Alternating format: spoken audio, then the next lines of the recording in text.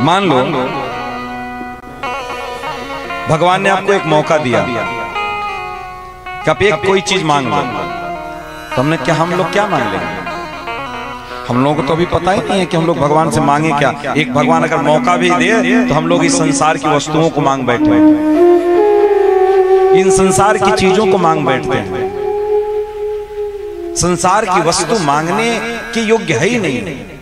संसार की वस्तु हमको नहीं मांगना। अगर एक मौका मिले अगर आपको जीवन में, तो उस एक मौके में प्रभु को छोड़कर के संसार में कुछ मत मांगो, कुछ मत मांगो। लेकिन हम लोग जानते हैं कैसे हैं।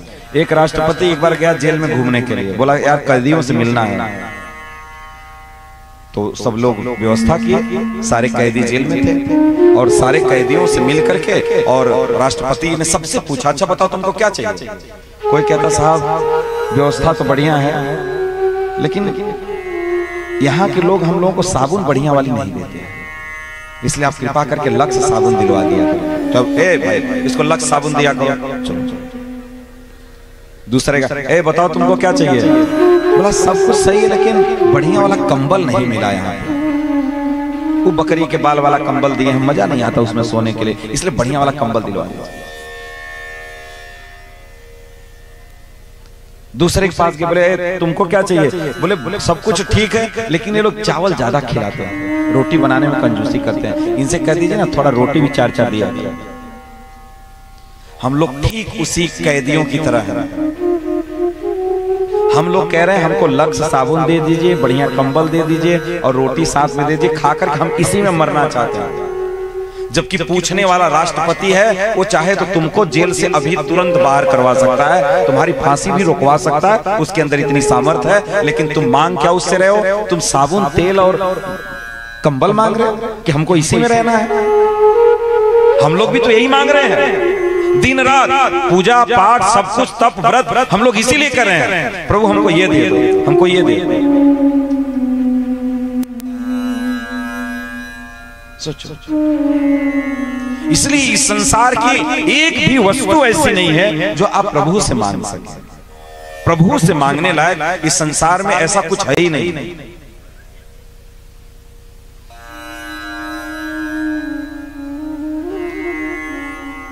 न जाने क्या क्या लोग करते हैं, न जाने कितना लोटा जल चढ़ाए पर शंकर जी के तो बढ़िया पति मिला।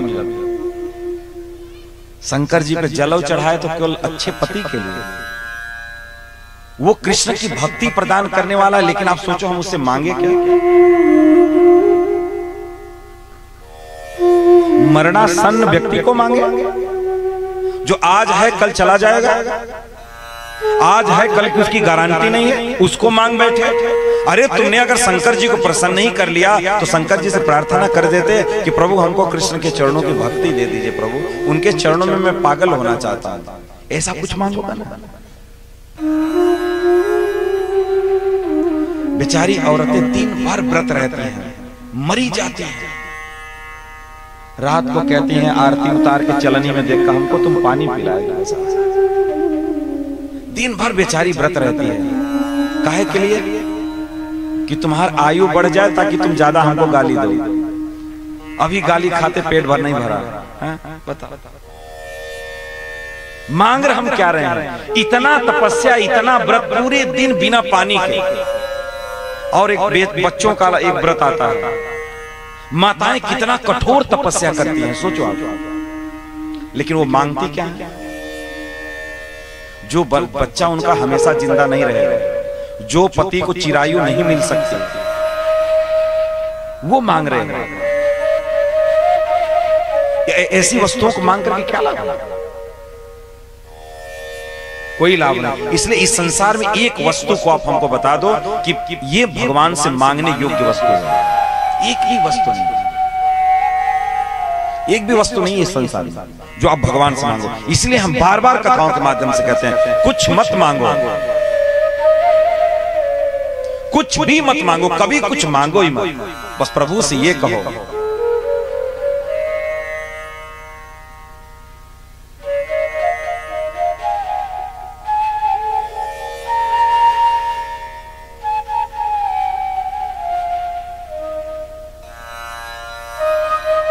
अपने दर पर रोज बुलाते, अरे अपने दर पर रोज बुलाते, कभी मेरे दर आया किया करो, कभी मेरे घर आया किया करो। निस्वार्थ प्रभु के पास जाओ, निस्वार्थ उनकी सेवा करो, बिना कुछ चाहे कभी आप उनसे प्रेम करके देखो, बिना कुछ चाहे कभी उनकी पूजा करके देखो। मैं सच कह रहा हूं, आप अपने घर में जो भी फोटो में पूजा करते हैं, जो भी ठाकुर जी की पूजा करते हैं ना, आप एक दिन सुबह एकदम मूड बना लो और भगवान से जाकर ये कहो, एकदम स्नान ध्यान कर जैसे पूजा करते हैं, प्रभु हमको कुछ नहीं चाहिए। ये प्रैक्टिकल में बात बता रहा हूं, आप जाकर के कहना प्रभु हमको कुछ नहीं चाहिए, कुछ नहीं चाहिए। उस दिन देखना आपका मन इतना प्रसन्न रहेगा कि मैं क्या बताऊं। सबसे ज्यादा प्रसन्नता आपको उस दिन मिलेगी, सबसे ज्यादा प्रसन्नता आपको उस दिन। लेकिन आप देखना, जब भी हम भगवान के सामने जाते हैं तो भगवान मूर्ति छोड़ के भाग जाते हैं। आ गया भिखारी, ये जरूर कुछ ना कुछ मांगेगा, रोज चाहिए, रोज चाहिए। कभी गाड़ी खराब है, कभी साइकिल खराब है, कभी पति का मूड खराब है, कभी बच्चों का मूड खराब है, कभी पड़ोसी झगड़ा कर लिया, कभी कुछ है, कभी कुछ है, रोज कुछ न कुछ लगा है। और जब भगवान के सामने जाएंगे तो मन में कुछ ऐसा भाव लेकर के ही जाते हैं, एकदम बंद कर दो, एकदम भूल जाओ, हमको कुछ नहीं चाहिए, जो दिए हो उतना ही हम संभाल लें, बहुत बड़ी बात है, बस इतनी सी। इसलिए ये बात अपने जीवन में एकदम नोट कर लेना कि हमको भगवान से कुछ नहीं चाहिए।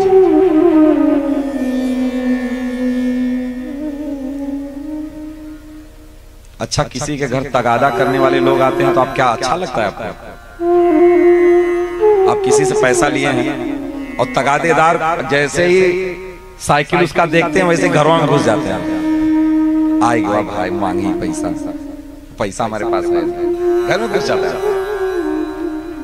कोई भी मांगने वाला आप देख लो, कोई भी ऐसा स्वभाव का व्यक्ति आ जाता है तो देखो गुस्सा लगता है। कोई आपके घर में दरवाजे पर अगर मांगने वाला ही आ जाए, कोई संत महात्मा, कोई साधु, कोई भिक्षुक आ जाए तो आपका मूड खराब हो जाता होता है कि नहीं? सबका मूड खराब हो जाता है। आ गया देखो अब मांगने के लिए, कुछ न कुछ मांगे।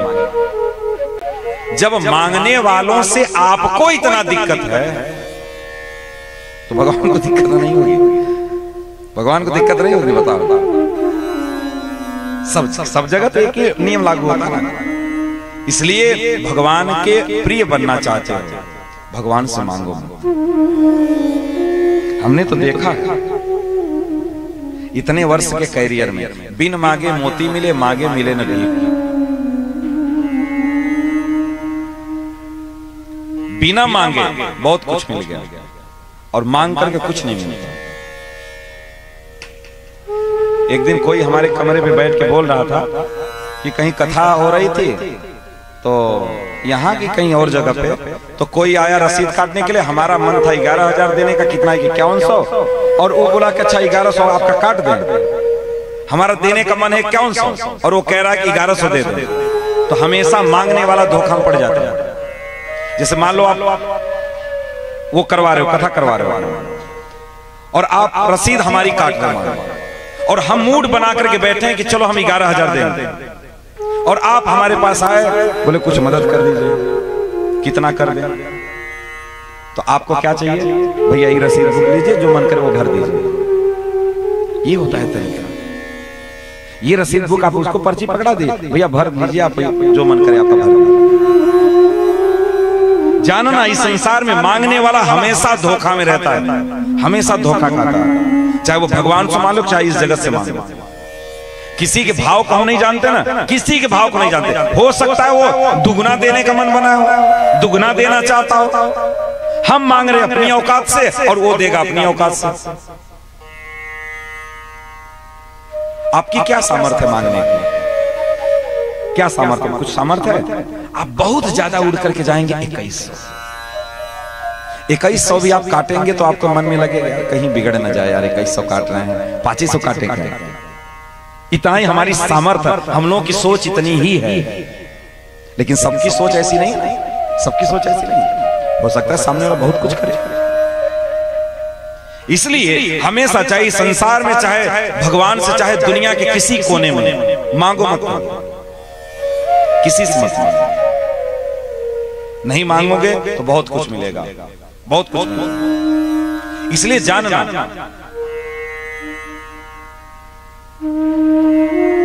कई बार लोग हमसे बोलते हैं,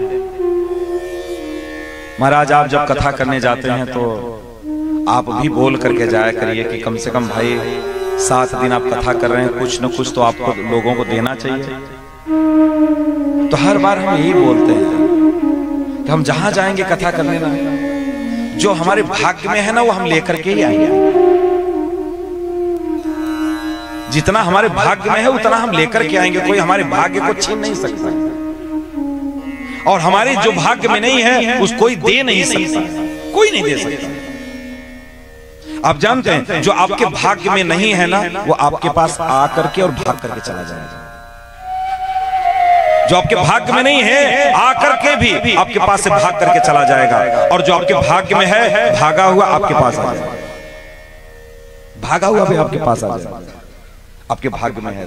इसलिए आप जानते हैं, अगर इस प्रकृति के नियम का आप जान लो, अगर इस लाइफ सर्किल को अगर आपने पढ़ लिया, आपको जीवन में कभी दुख होगा ही नहीं।